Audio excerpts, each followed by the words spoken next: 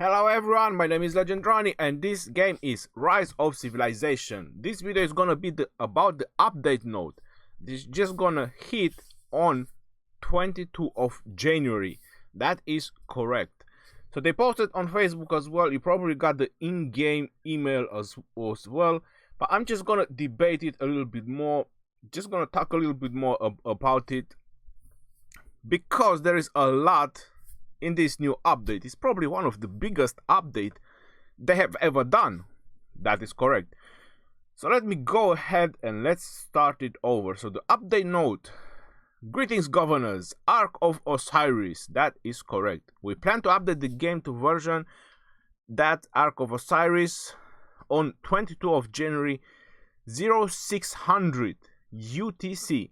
The server will be down for an estimated of 3 hours. I would suggest that you should estimate that even longer, because it's gonna be the biggest update. They're gonna have ups and downs, and probably the first day is not gonna be so enjoyable. I'm just trying to prepare you guys. I'm not saying that it's gonna happen, but better be prepared, you know, at least psychologically, that it might be more than 3 hours downtime, and it might not be playable for a day, or at least not so enjoyable, until they're gonna keep working on it. That's why when they usually do it is like Monday or Tuesday, so they have the whole week ahead to just focus on the update.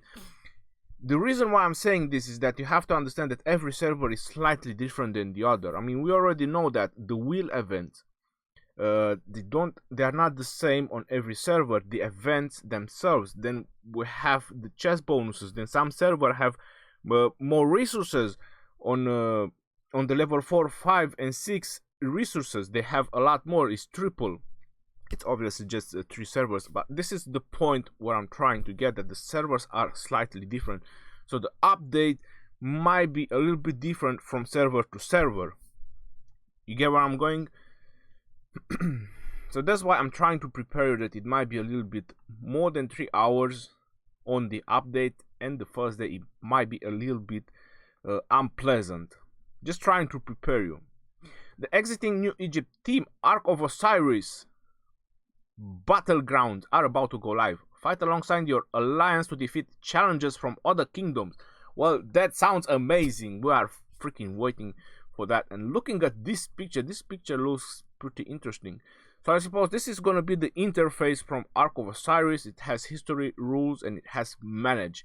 Now the fact that it has that manage button, it can give me an insight about the fact that you will be able to select the amount of players that are going to participate in this battleground. So it's not going to be your entire alliance. You have to select a certain amount of players. It's not going to be 100 versus 100, because for example, maybe your alliance has 60 members, maybe my alliance has 100, and it's not going to be fair. There's going to be a certain amount of players that will be able to participate in this Ark of Osiris. And it also, after the battleground go live, the top 20 alliances, so it's only the top 20 alliances in each kingdom, will be able to register. Each battle will have 2 alliances facing off as the supporters of Egyptian god Iset and Set, and fighting for control of the Ark of Osiris. That sounds great. I can't wait for that. Work together with your allies to outmaneuver and out-strategize the enemy. That sounds interesting. That would also include if the members that you are going to select for your battleground team, they are going to be present. Because if they're not going to be present, then you're going to have missing members. This is something they do not say in the update, or I'm trying to tell you right now, but I have previous experience, and that's why I'm talking. So there will be a fixed amount of numbers that will be able to go in. I would say that a maximum of 20. This is just my opinion. So you'll be able to select 20 members that will go in. If you have missing members, if they're not gonna log in, you're gonna have less members in the battlegrounds. Maybe they will make it so you can have spares, probably, most likely, and then it's gonna be much easier, so the spares can replace the ones that are not joining in. The battlegrounds will then become available in other kingdoms. The Ark of Osiris battlegrounds, I'm sorry about that, will be available in Kingdoms 1-8 starting on 23 of January. Right, so it's supposedly to be a multiple of 8. This is a theory that is probably going on for a very long time about this multiple of 8. So it's gonna be 1-8, and it's probably gonna be 8-16. I'm 16. I'm next. The battlegrounds will then become available in other kingdoms according to kingdom history progression. So that is correct. So the newer kingdoms, they're gonna have to wait a little bit until they're gonna see Ark of Osiris. That is correct. Which alliance will reign supreme? Stay tuned to our Facebook page as we reveal more details. How about that? So they're probably going to give us even more updates about it. Middle Eastern civilizations are finally here. That we already know. Ottoman I, Mehmed, Flavius, Belisarius, Constantine I, Khalid, Al-Walid, and Saladin. Anyway, his real name is not Saladin. I did some research. It's very complicated for me to pronounce it, but if you actually want to search about it, his name is written a little bit different. It's just for common language, it was much easier to be Saladin. Prepare yourself for 3 amazing new civilizations: Byzantium, the Ottoman Empire. So I was right. So it's not the Ottoman civilization, it's the Ottoman Empire, like I was writing on my video. And Arabia. Each civilization will come with its own special commanders, a mighty lord of valiant warrior from the civilization's history. Embark on a new journey as you experience Middle Earth architecture and command new special units. Whoa. Byzantium, legendary commander Constantine I. I was freaking right about it. A strong city defender. What? Who has turned the tides of many battles. A strong city defender.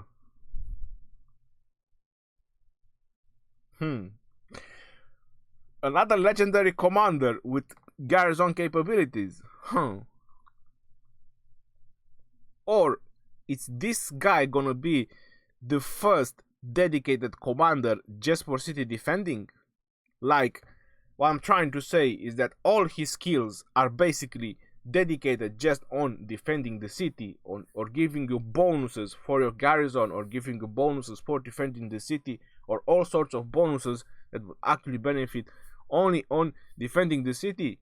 Is this what they are trying to say with this first legendary commander, Constantine I? That is very interesting.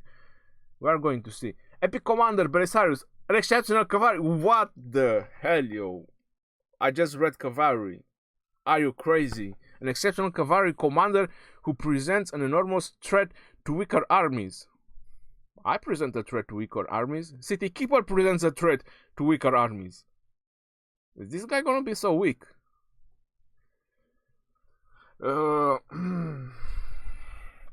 Even my markswoman presents an exceptional threat to weaker armies. Come on. That was not a very nice introduction about Belisarius. Doesn't give me a comfort that he's gonna be very strong. Arabia, legendary commander Saladin. We shall meet again, Saladin.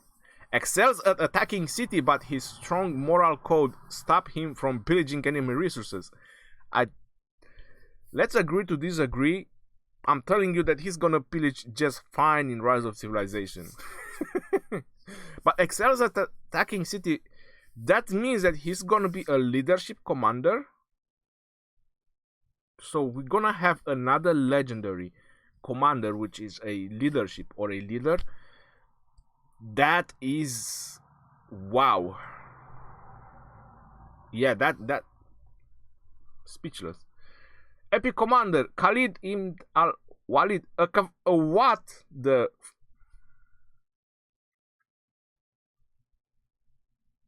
A cavalry commander who performs very well in pitched battles. Another one.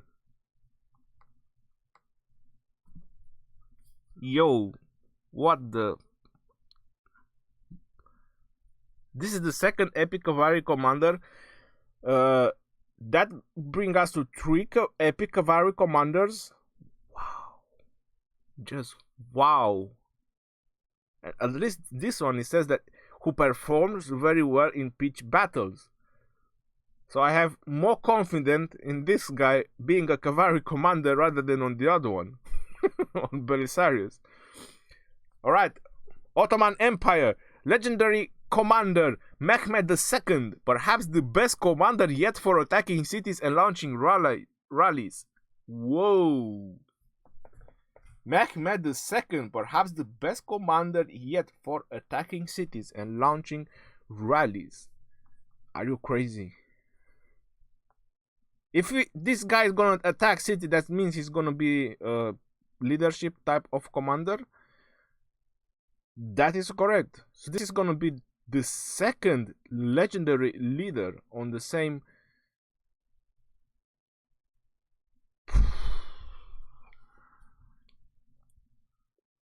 They are crazy. Then we have epic commander Osman I, a rare example of leadership commander. What the hell, yo? So we have two cavalry commanders and we have 3 leadership commanders. That is insane, yo. Literally insane. And we have a city guy who God knows what he's gonna do. Constantine I, a strong city defender. So there is no infantry, there is no archers, there is just cavalry and leadership. So Osman I, a rare example of leadership commander who also deals impressive skill damage. I'll go with that. You can pair him with a very strong nuker and you can get something out of him then. Osman I. I know I mentioned in my videos, so you're probably wondering, how did I know that Mehmed is going to be a legendary, Saladin is going to be a legendary, and Constantine is going to be a legendary? Because I mentioned in all my 3 videos that these guys are going to be legendary. Everyone was telling me different, no, because the other ones.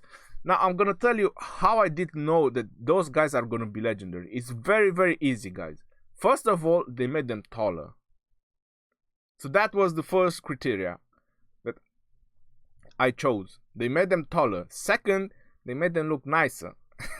So they made them look nicer than the other ones. So that was the two criteria from which I have chosen Mehmed II, Constantine I, and Saladin on my videos when I mentioned that they are going to be legendaries. That is correct. The other ones, they are just epics. So that was, you can see even from this picture, I don't have to remind you, you can see even from this picture the difference, because they are all together in the same pictures. So that's how I chose, and that's where my idea came that these guys are gonna be legendaries. New game music, guys. If you didn't listen, you should definitely listen. I'll probably put a link into the description of the video. They released the first song, and I think it's about the China team. They just released it, and I have to say it's great. The Grammy Awards winner Christopher Tin, he's done a great job. I'm not gonna read more about that because I'm more interested about the game. So improved gameplay, new city editor, yeah. Function makes it easier to move buildings. Save up to 3 city layout templates.